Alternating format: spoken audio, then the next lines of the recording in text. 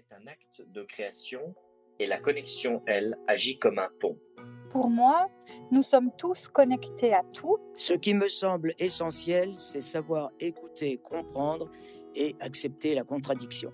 C'est d'identifier avec empathie nos émotions et leurs sources. C'est avoir de la connexion avec d'autres personnes. Avoir cette petite étincelle qui fait qu'on est sur la même longueur d'onde. Et puis à partir de ce lien, de pouvoir partir à la rencontre de l'univers de l'autre. Pour moi, l'art de connecter, c'est comment écouter en fait. On croit qu'on s'écoute, mais on ne le fait pas. Et quand on a compris ça, ce que c'était vraiment écouter quelqu'un, déjà c'est apaisant, moi j'adore faire ça, et ça crée une relation complètement différente. Quand on est vraiment sur une vraie écoute, on voit que là c'est là où la connexion se passe en fait. Et d'écouter vraiment, d'avoir vraiment envie de connaître l'histoire de l'autre, et sans jugement. Et là, on arrive vraiment à connecter. Si on met un peu de jugement, il n'y a aucune connexion qui se fait. Donc, pour moi, l'art de la connexion, elle passe sur l'écoute, l'absence de jugement. Quand on a ces deux piliers-là, on découvre l'autre. Enfin, la relation, elle se crée, je trouve, à ce moment-là. Bonjour et bienvenue dans cet épisode de l'art de connecter. Aujourd'hui, j'ai la chance d'échanger avec Karine Deluca. Karine, c'est une personne qui est très spéciale pour moi. Je l'ai rencontrée il y a à peu près 6 ans. À cette époque, je venais de terminer ma spécialisation d'avocate en droit de la famille et puis je sentais qu'il y avait un truc qui ne collait pas, comme une forme de désalignement par rapport à mon travail, ce que j'apportais à mes clients, la justice. D'ailleurs, j'avais de plus en plus de peine à rentrer dans une salle d'audience, l'atmosphère, l'ambiance, les compétences. Pour moi, il y avait vraiment un truc qui ne collait pas. Et donc, je rencontre Karine, cette petit bout de bonne femme, pleine d'énergie, qui me dit « Mais tu sais, on peut travailler différemment ».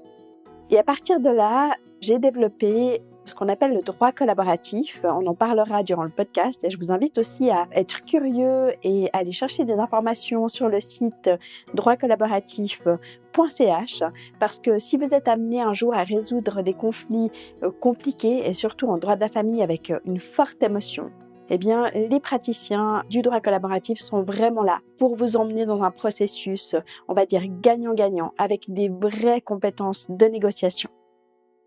Karine, c'est pas seulement une avocate, c'est aussi une femme d'affaires. C'est une personne qui aujourd'hui a aussi un podcast qui s'appelle Parlons Divorce et je vous invite d'ailleurs à le découvrir. Karine, elle a révolutionné aussi son étude, sa manière de travailler. Et pour moi, c'est vraiment aujourd'hui un modèle de modernité dans le monde des avocats et des avocates. Mais sans plus attendre, je vous laisse découvrir mon interview avec Karine. Coucou Karine. Bonjour Sandrine. Écoute, je suis ravie qu'on se retrouve ici, dans ce magnifique endroit de la vallée de Joux. Oui, c'est un endroit, on a la chance d'être reçu par Marika Godin dans son gîte à Bois d'Amont et c'est un endroit que j'adore. Je trouve ça vraiment magnifique et apaisant. Et j'avais envie d'un endroit comme ça pour qu'on puisse discuter ensemble. T'as bien fait. C'est vraiment un bel endroit de connexion. Et je suis ravie de te retrouver ici pour l'enregistrement de cet épisode de l'art de connecter. Avant toute chose, Karine, je vais te demander de te présenter, mais pas de manière très simple, plutôt sous la forme d'une métaphore. Alors, tu m'avais un petit peu parlé de cette façon que tu voulais qu'on se présente. Et la première fois, d'ailleurs, tu m'avais dit, mais j'aimerais que tu te présentes en me donnant une œuvre d'art. Et je vais être sincère avec toi, quand tu m'as posé cette question, la première chose que je me suis dite, c'est panique à bord, j'y connais rien en art. Et donc je me suis mis à chercher en me disant, il faut que je trouve un tableau qui me représente et autres. Et puis à un moment donné, je dis, en fait non, je vais lui dire la vérité à Sandrine. Je vais lui dire que ça m'a mis en difficulté parce que j'ai pas une grande connaissance de l'art en fait, même j'en ai pas. Et ça a souvent été un complexe en fait, de me dire mais mince, je connais rien, j'ai pas beaucoup baladé les musées avec mes parents, puis même après. Et donc c'est comme quelque chose qui m'a toujours gênée de pas avoir cette connaissance-là. Mais je vais lui dire à Sandrine en fait, écoute, j'ai pas suffisamment de connaissances dans l'art pour pouvoir trouver un tableau qui me représente. Alors là, tu parles de métaphore, donc quelle est une image qui pourrait me représenter ? J'arrive pas non plus à donner un objet, parce que pour moi, un objet, c'est quelque chose de figé. Et j'ai l'impression que je me sens en mouvement. En tout cas, j'ai envie d'être en mouvement. Et il y a une notion qui, pour moi, est essentielle, c'est la notion de liberté. Donc en fait, si j'ai quelque chose, une notion que j'aimerais qu'il me représente, c'est la liberté. En fait. D'accord. C'est intéressant ce que tu dis parce que tu as tout de suite assimilé l'art à un tableau. Alors que pour moi, en fait, il y a toute forme d'art. Tu vois, ça peut être aussi bien la cuisine, dessiner, les mots. En fait, c'est vrai que c'est intéressant cette association que tu as fait directement avec un tableau. Et je suis désolée de t'avoir mis en difficulté. Mais non, mais tu as bien fait parce que en fait, ça me permet, moi aussi, tu vois, de dire qu'est-ce que j'ai ressenti ? J'ai ressenti à un moment donné comme une forme de stress et ça m'a mis face à quelque chose qui me mettait en difficulté. Et je me dis, c'est pas grave en fait. J'ai le droit de le dire que ça me met en difficulté. Puis c'est intéressant, c'est quelque chose de plus vrai en fait, de dire. Et c'est vrai que l'art, tout de suite, pour moi, c'était un tableau, c'était les musées, c'était des endroits qui me mettent parfois un peu mal à l'aise parce que j'ai pas l'habitude d'y aller, parce que je connais pas. Alors qu'effectivement, tu vois, par exemple, j'adore le sport, ça aurait pu être aussi, j'aurais pu m'orienter vers le sport, mais naturellement, je me dis, l'art, c'est un truc intéressant, intelligent, très, compliqué, et là, ça m'a mis en panique. Mais sinon, mais c'est intéressant aussi de pouvoir dire ça, nos fragilités, et de dire, ça fait partie de mes fragilités. J'ai toujours eu, je me suis toujours dit que je manquais de connaissances culturelles. Et c'est quelque chose qui m'a souvent un petit peu mis avec ce fameux complexe de l'imposteur, tu sais, qu'on peut des fois avoir en disant est-ce que je suis bien à ma place et l'art, ça fait vraiment partie des choses, je me dis j'y connais rien, je suis pas à ma place. D'accord, mais quand tu dis liberté, qu'est-ce qui fait que tu t'associes à cette liberté Tu dis si je me présente à travers la liberté, qu'est-ce que ça veut dire pour toi ? En fait, c'est comme un combat pour moi, cette liberté, en fait. C'est justement la liberté de dire qui je suis, la liberté de choisir la vie que je veux avoir, et qui parfois fait que ça remue un petit peu autour de soi quand on veut être libre, en fait. Et j'ai l'impression que, et je pense que c'est le cas un peu pour tout le monde, on grandit un petit peu avec des obligations qu'on se met. Et j'ai l'impression, quand je te disais que je veux être en mouvement, j'ai l'impression que toute notre vie, c'est de se dire comment je me libère un petit peu de toutes ces obligations, de parfois une éducation qui fait qu'il faut être bien comme il faut, un peu bien sage, etc. Et la liberté, c'est quelque chose qui me guide. Quand je me suis mariée, tout le monde me demandait quel était le thème du mariage, comment... Et j'aurais dit, le thème, c'est la liberté, en fait. Donc, vous faites comme vous voulez, vous habillez comme vous voulez, parce que c'est tellement essentiel. Alors, ça peut paraître contradictoire avec le mariage, et puis, non, un mariage, ça peut être une liberté aussi. Et donc, c'est quelque chose qui me guide vraiment, en tout cas. D'accord. Et comment, finalement, par rapport à cette liberté, on passe de Karine, une avocate spécialisée en droit de la famille, à aujourd'hui une femme, on va dire une femme d'affaires, qui fait des formations, qui est présente sur les réseaux sociaux ? C'était justement ça, en fait. C'est en se libérant, c'est de se dire qu'est-ce que je veux faire. Alors, avocat, c'est un métier où j'étais contente de faire ce métier, où j'étais fière, mais je crois qu'il était parfois un petit peu enfermant aussi. Et je ressentais le besoin de faire autre chose, en fait. Et justement, ces formations, etc., ça me permet d'aller vers vraiment ce que j'ai envie. De transmettre quelque chose que j'ai découvert en travaillant, en fait. Parce que ce métier m'a fait découvrir plein de choses. Il m'a fait découvrir que on peut avoir des certitudes et puis qu'elles se cassent souvent la figure. Et ce que j'ai découvert aussi, j'ai découvert une profession qui était quand même un peu en souffrance, en fait. Qui était pas toujours heureuse. On discute avec des confrères, ils vont pas toujours bien, ils se plaignent souvent de leur métier. Et moi, je me dis, mais moi, je veux pas lever le matin et me dire je me plains de mon métier et je suis pas contente d'y aller. Et je suis convaincue que c'est un beau métier, avocat. Donc je me dis, mais pourquoi alors tout le monde s'en plaint ? Pourquoi est-ce qu'il est difficile ?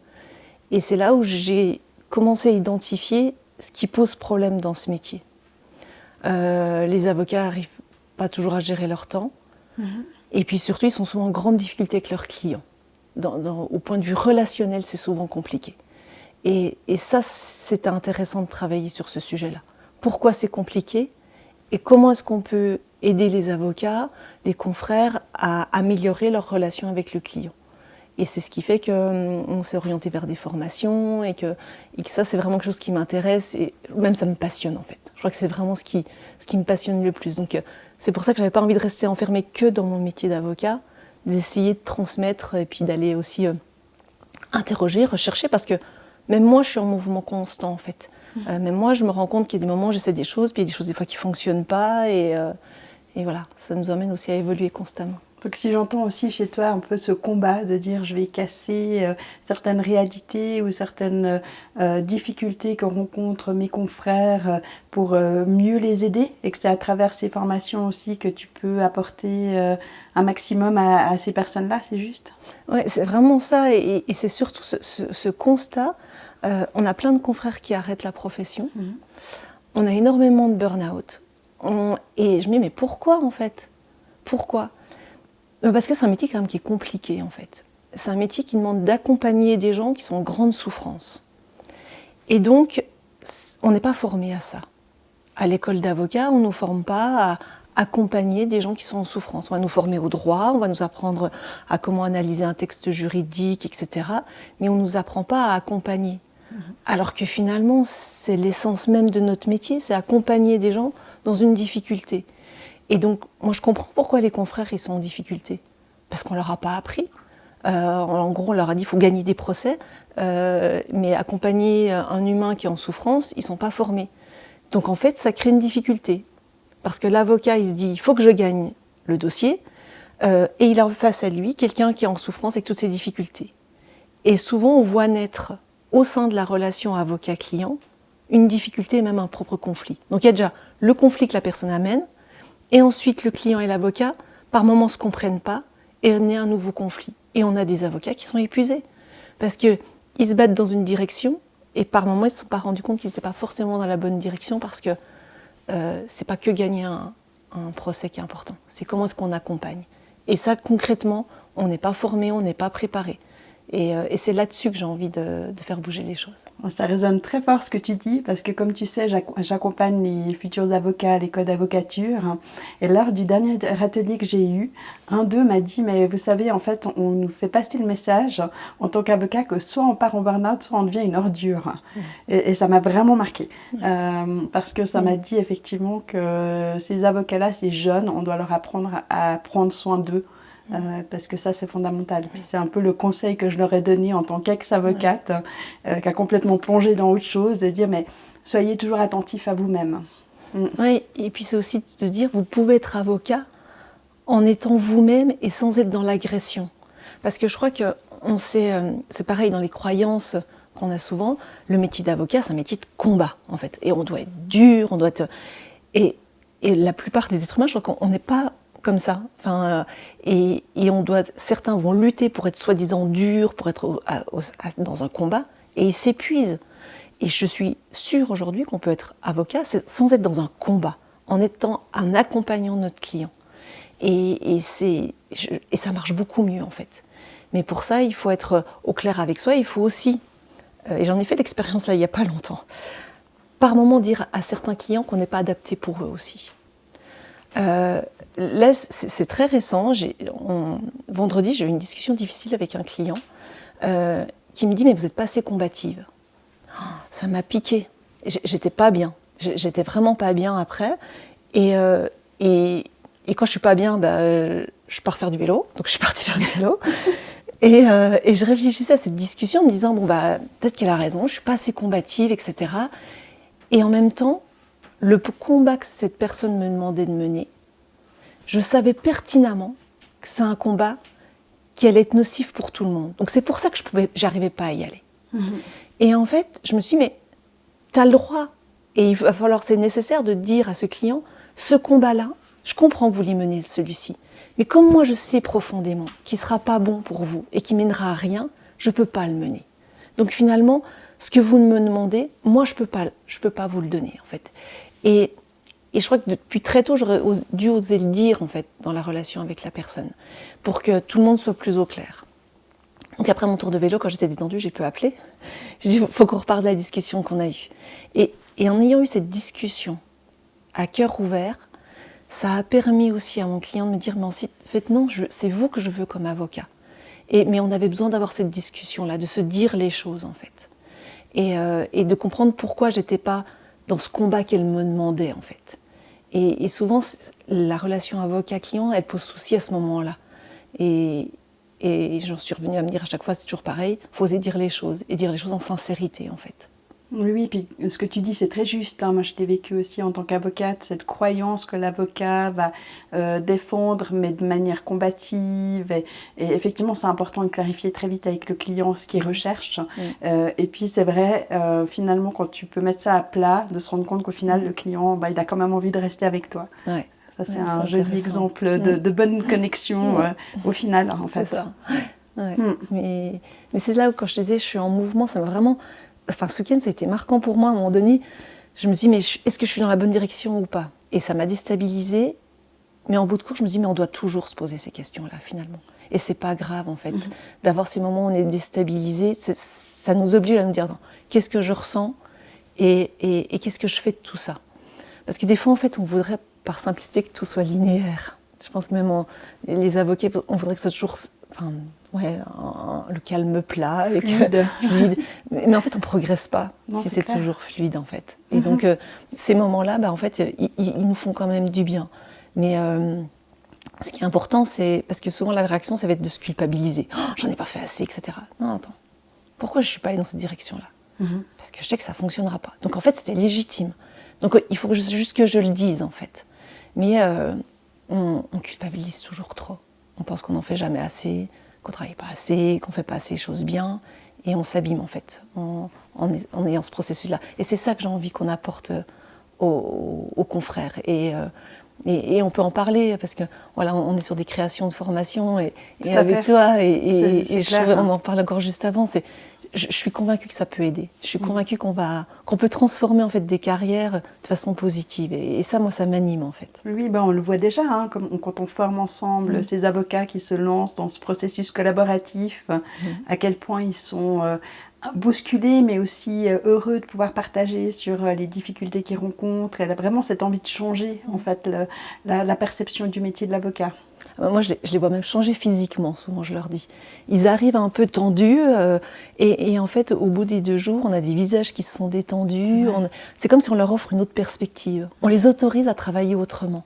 Et ça, c'est magique quand on les voit se détendre et se dire, créer une forme d'apaisement pour dire que on peut travailler autrement. Et ce métier, il est magique, en fait, quand on peut l'envisager aussi autrement. C'est clair, c'est clair. Et puis, j'aurais une petite question. Tu vois, mon concept, l'art de connecter, quand je te dis l'art de connecter, qu'est-ce que ça t'évoque? Pour moi, l'art de connecter, c'est comment écouter, en fait. Parce que, pour moi, l'essentiel de la connexion, c'est l'écoute. Et c'est là où le processus collaboratif, ces formations qu'on peut faire, elles mettent le doigt sur ce point-là. En fait, on ne sait pas s'écouter. On croit qu'on s'écoute, mais on ne le fait pas. Et quand on a compris ça, ce que c'était que vraiment écouter quelqu'un, déjà c'est apaisant. Moi, j'adore faire ça. Et ça crée une relation complètement différente. Quand on est vraiment sur une vraie écoute, on voit que là, c'est là où la connexion se passe, en fait. Et écouter, ça s'apprend, en fait. Alors, il y a des gens qui l'ont un peu intuitivement, mais on ne l'a pas forcément. Mais vraiment, ça s'apprend. Alors, on en parlera, il y a des outils qui existent par rapport à ça, mais en tout cas, pour moi, c'est l'écoute. La connexion, elle se fait par l'écoute. Mais d'écouter vraiment, d'avoir vraiment envie de connaître l'histoire de l'autre, et sans jugement. Pour moi, ça, c'est quelque chose qui est essentiel, et je l'ai découvert, et tous les jours d'ailleurs, il faut qu'on se le rappelle ça, c'est d'être sans jugement. Si on veut écouter complètement, il faut enlever notre petite voix qui commence à juger dès qu'on rencontre quelqu'un ou qui que ce soit. Même des fois, on a un client qui rentre dans son bureau, rien que sur sa façon d'être, on a notre petite voix qui commence à juger. Ça donne rien en fait dans la connexion à l'autre si on se met à ça. Et puis en plus, qu'est-ce que c'est apaisant de plus juger? Te dire, j'accueille ce qui va se passer. J'accueille l'autre complètement dans son histoire sans jugement. Même si de prime abord, ça ne correspond pas soit à ma façon de faire ou autre, peu importe. Et là, on arrive vraiment à connecter. Si on met un peu de jugement, il n'y a aucune connexion qui se fait. Donc, pour moi, l'art de la connexion, elle passe sur l'écoute, l'absence de jugement. Quand on a ces 2 piliers-là, on découvre l'autre, puis on découvre la relation, elle se crée, je trouve, à ce moment-là. Oui, donc si j'entends bien, ton art finalement à te connecter chez toi, ça passe par l'écoute. Oui. Et effectivement, comme tu dis, c'est des techniques, hein, donc il y a des outils qu'on enseigne d'ailleurs. Ouais. Et puis par rapport à ton monde relationnel, comme beaucoup de mes auditeurs, auditrices, je t'ai soumis à l'outil de la roue de la communication. Donc tu l'as fait. Et qu'est-ce qu'elle te dit, cette roue? Enfin, comment elle roule? Qu'est-ce que tu as envie de partager par rapport à cet exercice? Il est intéressant cet exercice, il oblige aussi à se poser des questions. Alors, il y a des points qui fonctionnent plutôt bien. Parler en public, ça y est, ça fonctionne bien et j'aime bien le faire. Ce qui est le plus difficile pour moi, c'est oser dire non. Je vois qu'il y a encore des choses à travailler par rapport à ça.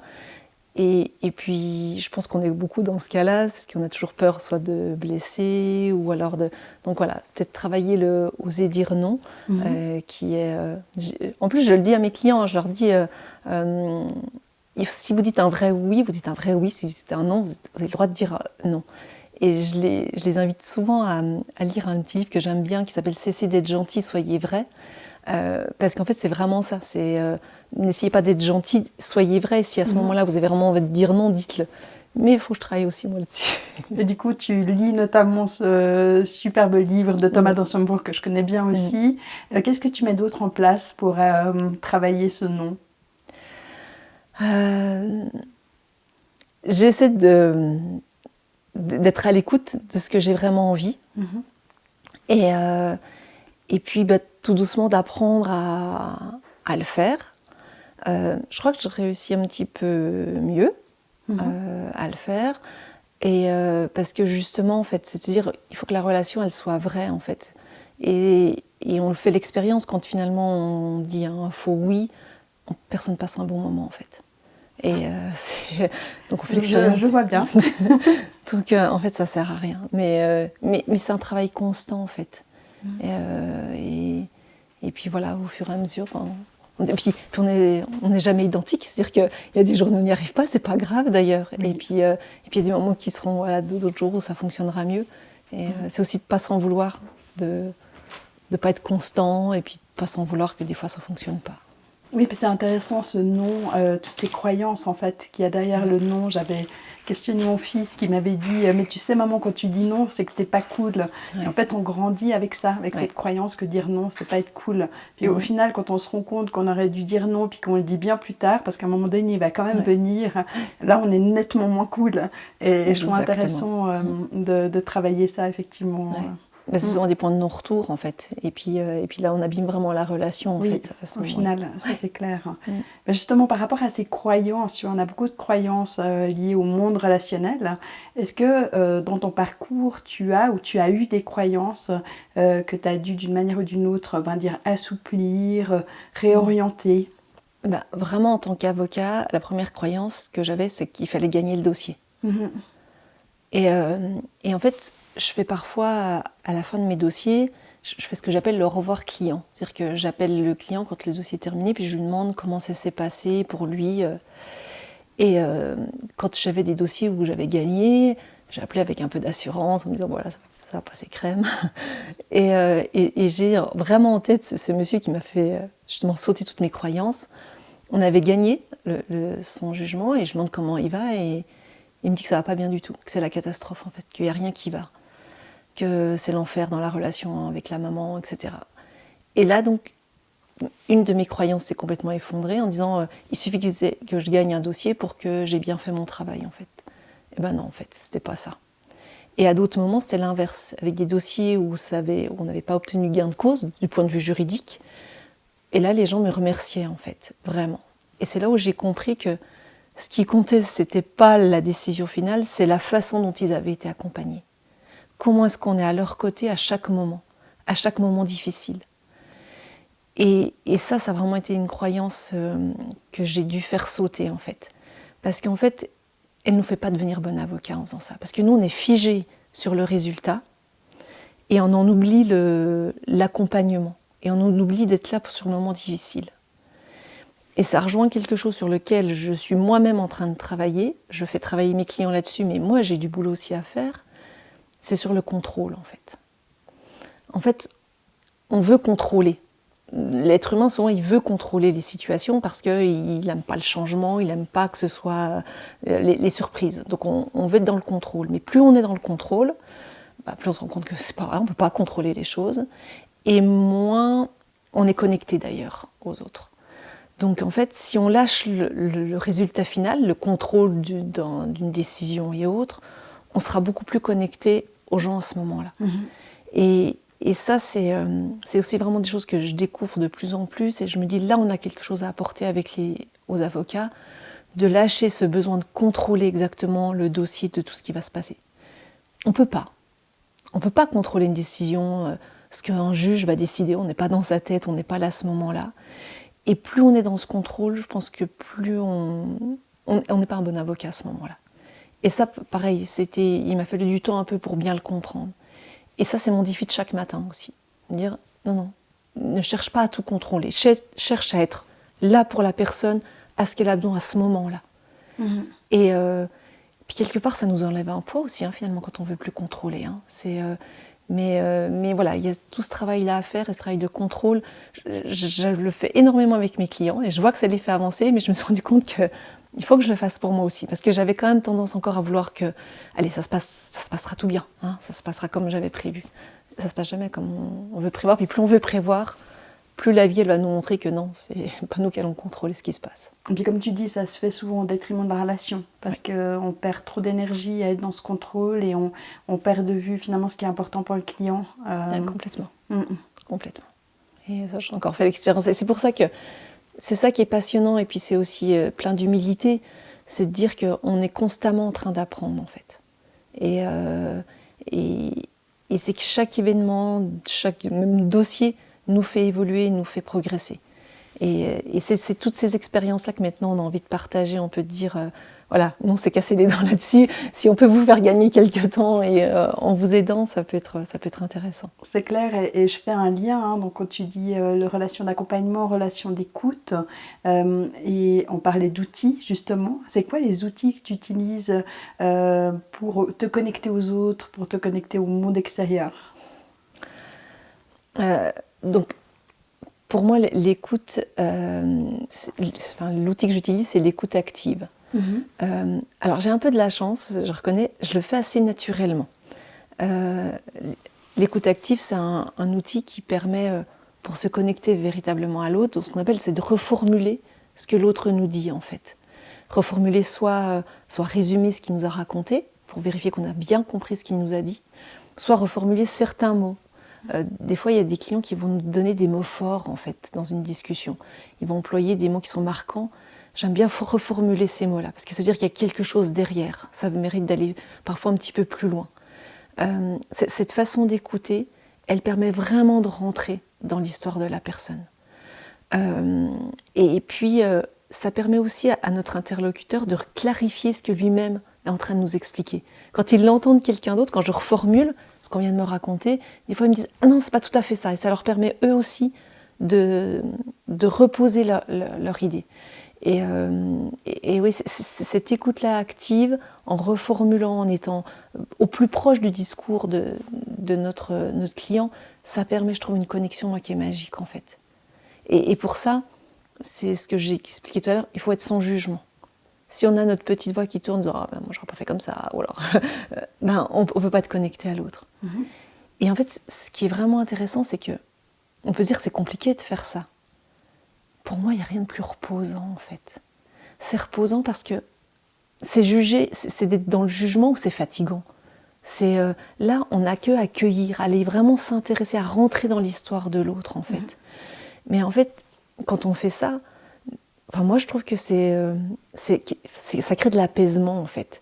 Et c'est ça que j'aurais envie de transmettre et de faire l'expérience aux confrères, c'est que essayez ça.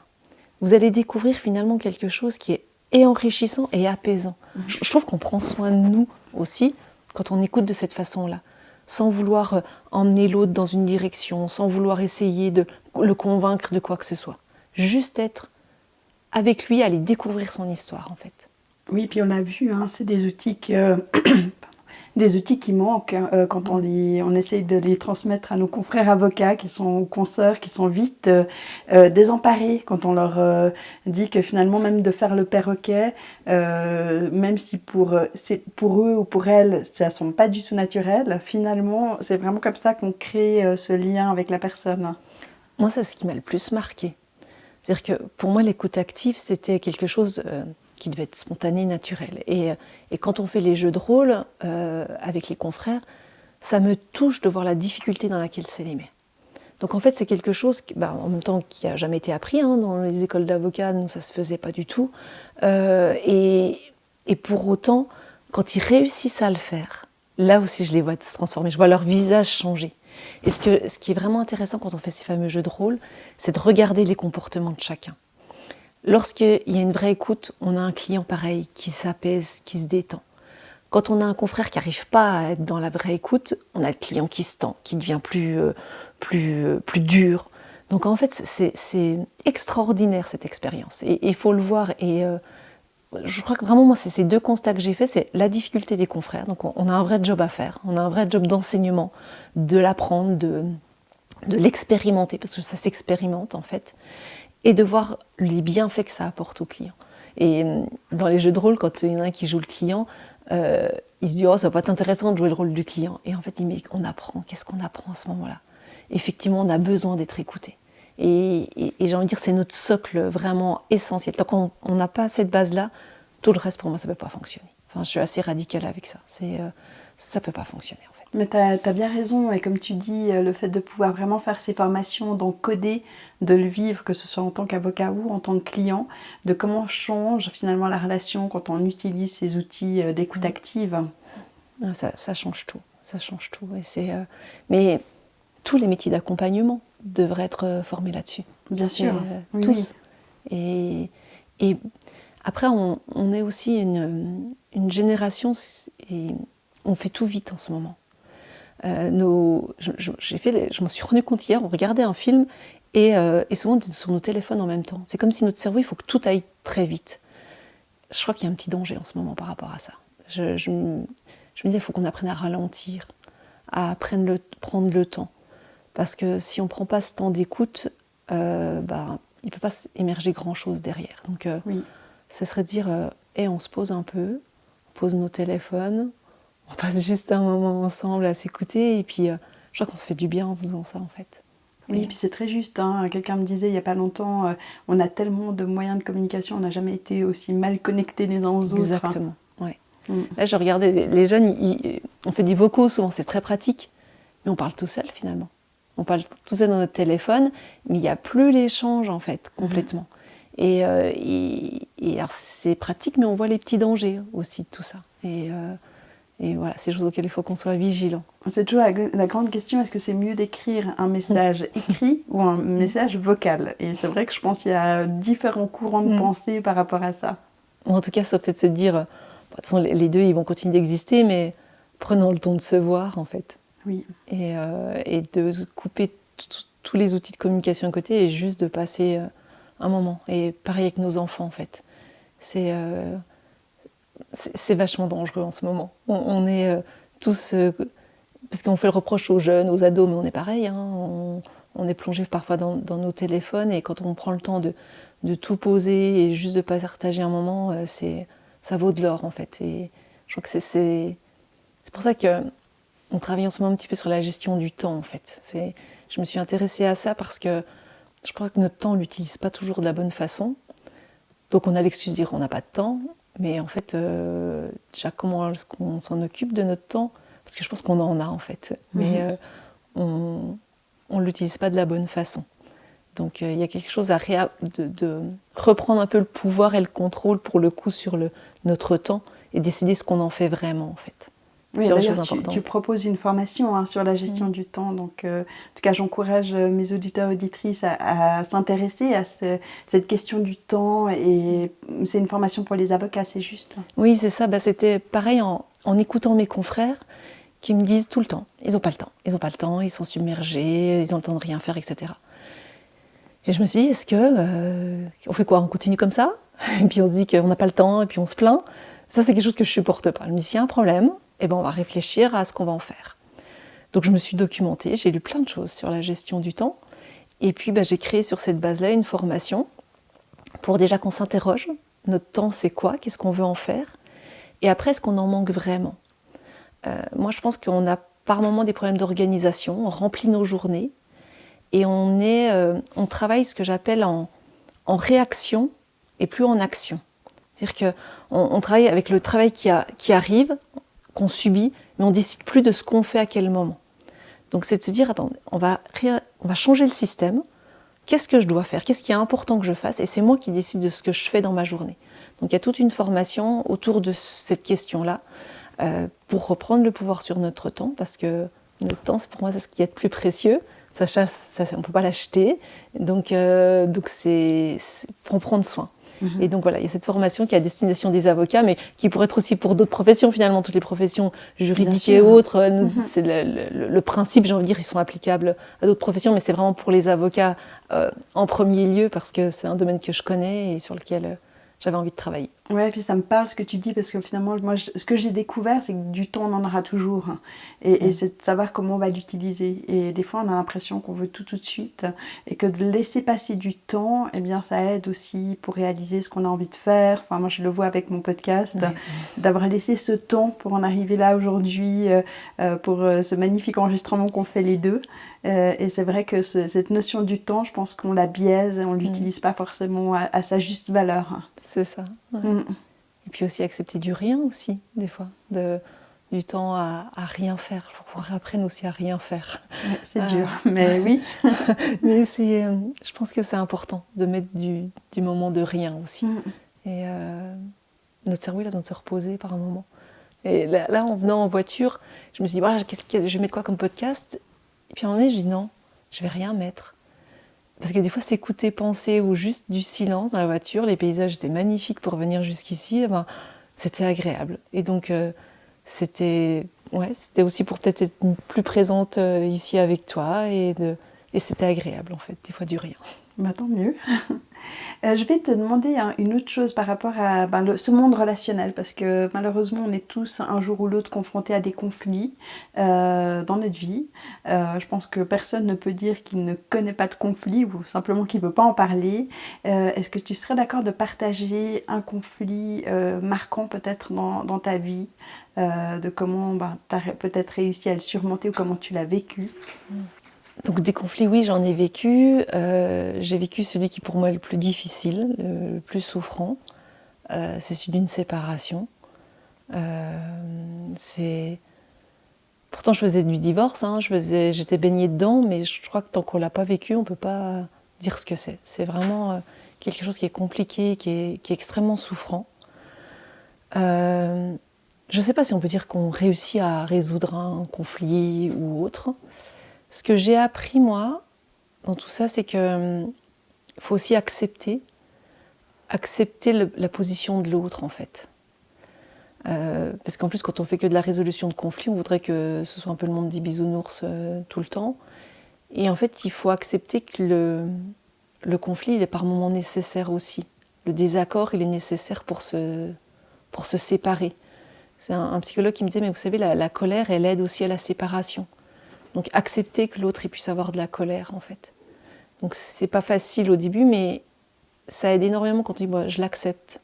Et je le respecte, ça aussi. Sans vouloir, pareil, que ce soit comme je voudrais que ça fonctionne, en fait. On n'est pas d'accord, et il y a de la colère, mais j'accepte, elle est peut-être nécessaire à ce moment-là. Et voilà. Ce qui est difficile, comme tu dis, c'est quand la colère est dirigée contre soi. C'est-à-dire qu'on doit nous aussi gérer cette colère qui nous arrive et que l'affect souvent nous rend pas très bon. On a beau avoir les meilleurs outils de communication qui soient, et comme tu dis, on est formé, on a peut-être accompagné beaucoup de gens dans leur divorce, mais quand ça nous arrive à nous, très vite, on perd nos repères liés à l'émotionnel et à l'affect. Ah mais on perd tout, et quelque part c'est normal, et c'est pour ça qu'on a tous besoin d'être accompagnés. C'est-à-dire que moi, au moment de ma séparation, j'avais besoin d'aide, et je suis allée chercher de l'aide à l'extérieur parce que je n'arrivais plus à raisonner correctement. Et c'est normal, en fait. Et c'est pas parce qu'on a les outils qu'on est plus fort que les autres quand on est soi-même touché par l'affect du moment, on a besoin d'aide en fait. Oui. Et c'est normal et c'est pas être une mauvaise personne que d'avoir besoin d'aide à ce moment-là, de pas réussir à raisonner. C'est d'être humain tout simplement, d'être touché, d'avoir de la peine, et quand on a de la peine, notre cerveau il raisonne plus bien. Et d'avoir des gens autour de soi à ce moment-là avec qui on peut discuter, on peut parler, un psychologue ou autre, c'est indispensable en fait. Et c'est cette humilité-là et c'est pour ça que quand les gens viennent dans mon bureau avec toutes leurs souffrances, bon là je la comprends. Et il n'y a pas de jugement à avoir sur leur colère ou autre. C'est-à-dire ils ont besoin de quelqu'un, il faut qu'on soit là à ce moment-là pour les aider à traverser ça en fait. Oui, puis comme tu dis, on a besoin de quelqu'un, mais souvent faire appel à quelqu'un, c'est comme un aveu de faiblesse. On ne va pas le faire. Oui, parce qu'on se dit, non, mais quand même, pas moi. En plus, je suis dans le domaine, etc. Et bien, si. On est des êtres de relation, en fait. Et en étant des êtres de relation, on grandit et on avance avec leur relation à l'autre. Et quand on s'enferme tout seul avec notre système de pensée, à un moment donné, on tourne en boucle et on n'avance pas. Et l'autre nous fait avancer, je trouve. Les mots des autres nous font avancer. Moi, j'ai des mots soit du psychologue ou de copines qui résonnent dans ma tête et qui m'ont fait aussi, par moments, bouger. Donc, on a besoin de l'autre, en fait. Oui, et comme tu dis, de se mettre aussi dans la place de l'autre avec qui on rencontre un conflit, c'est pas évident. On peut pas, sur le début, on n'y arrive pas. Là. Avec des clients, je fais de l'expérience... Quand ils reçoivent des SMS, quand il y a un conflit, c'est très tendu dans les SMS. Et je leur dis, vous savez ce que vous allez faire ? Vous allez imaginer que le SMS que vous recevez, il est envoyé par votre meilleur ami. Et on ne peut pas le faire au début, ça, mais il faut le faire un petit peu. Bien sûr. Mais c'est... alors, ça les bouscule un petit peu, mais je leur dis, voilà, c'est votre meilleur ami qui vous écrit, et vous allez répondre à votre meilleur ami. Et on voit que le ton change complètement. Je dis, voilà, si vous dit quelque chose, peut-être que voilà, si vous dit non pour telle raison, il peut vraiment pas, et c'est votre meilleur ami, donc vous lui en voulez pas forcément qu'il dise non. Et donc de répondre de la même façon, et ça change complètement la façon de la relation. Et c'est déstabilisant, mais c'est notre travail aussi, pour un moment, de déstabiliser par rapport à ça. Et j'aime bien l'outil du meilleur ami. C'est intéressant, c'est vraiment des outils de coaching en fait. C'est comment mettre en ressource la personne et de voir toute l'utilité que ça peut faire d'avoir un tiers qui nous accompagne pour changer de perspective, tout simplement. Changer de regard. Et c'est toi qui me l'avais dit aussi une fois, c'est de se dire, par moment, je me mets debout, je me déplace un peu et je regarde le problème d'un autre angle en fait. Et ça permet aussi complètement de donner un autre regard sur une situation. En tout cas, merci Karine pour tous ces partages. Avant qu'on se quitte, parce qu'on arrive au terme de notre magnifique échange, est-ce que tu aurais des conseils à donner à nos auditeurs, auditrices de bouquins, de podcasts qui t'inspirent aujourd'hui ? Alors en livre, j'en ai déjà cité un, c'était Cessez d'être gentil, soyez vrai, je l'aime bien celui-ci. J'aime bien La confiance en soi de Charles Pépin. D'accord. Je trouve que celui-ci il est intéressant. Là dernièrement j'ai lu aussi Tout est possible de Laurent Marchand, j'aimais bien, c'est d'ouvrir aussi sur notre responsabilité, c'est se dire que quand même on est souvent responsable de la situation dans laquelle on est. Alors des fois c'est pas agréable quand la situation est pas confortable, mais ça nous oblige à prendre nos responsabilités et quelque part aussi se dire que j'ai le pouvoir de faire changer les choses quand ça va pas. Donc ça me plaît bien. Et puis en élément ressources, alors c'est ni podcast ni livre, mais quand vraiment on est des fois sur des moments difficiles, des moments qui sont compliqués, je reviens à un truc très basique. Je reviens au sommeil, de se dire je prends soin de mon sommeil, je fais attention à ce que je mange et je mets du mouvement dans ma vie. Je vais marcher, je vais bouger. Et des fois quand on a des situations très compliquées, avant de chercher des choses trop difficiles, on revient à ça, juste à ces 3 éléments, et après notre cerveau va pouvoir se remettre en place pour envisager d'autres choses. Et tu as aussi un podcast ? Oui. Alors effectivement, ça fait maintenant, il y a plus de 66 épisodes, je crois. Oui, il y a 66 épisodes. Ça s'appelle Parlons divorce avec Karine. Donc ce sont plusieurs épisodes sur la séparation, pour aider aussi bien sur le plan juridique que sur le plan psychologique, comment traverser ces épreuves qui ne sont pas des épreuves faciles Donc voilà, on a dépassé les 100 000 écoutes, là, alors on était Wow, contents. magnifique. Ouais, donc on se dit que c'est utile, pareil, on reçoit des messages de personnes qui ça aide en fait et que ça permet voilà, d'accompagner dans ce passage de vie qui n'est pas un passage facile. En tout cas, je te dis un énorme merci. Merci pour, Sandrine. d'avoir Ouais. participé à l'art de connecter. Et nous, on va bientôt se revoir très vite pour les formations dans lesquelles on participe déjà les deux et les futures formations à venir. Ouais, je me réjouis et vraiment je te remercie parce que on apporte chacune quelque chose, on a des personnalités différentes, mais à chaque fois je vois la richesse de ce que ça apporte et quand je vois les visages de nos confrères qui se détendent après les moments qu'ils passent avec nous, je me dis qu'on a raison de continuer et on va poursuivre ce bonhomme de chemin et j'ai vraiment plaisir de le faire avec toi. Avec un grand plaisir. À bientôt, Karine. À bientôt. Pour conclure, eh bien déjà, je vais vous remercier d'avoir pris le temps d'être resté jusqu'au bout de l'épisode. Je vous encourage à me laisser des témoignages, me poser des questions, soit sur ma boîte vocale ou par email sur mon adresse sandrine@l'artdeconnecter.com. Et bien évidemment, je serais ravie, si en tout cas mon concept vous plaît, que vous puissiez me soutenir en parlant de l'art de connecter autour de vous, en me mettant des avis et des petites étoiles, ça fait toujours plaisir. N'hésitez pas non plus à partager ce qui vous a plu sur les réseaux sociaux pour permettre à un maximum de personnes de découvrir l'art de connecter. À très bientôt!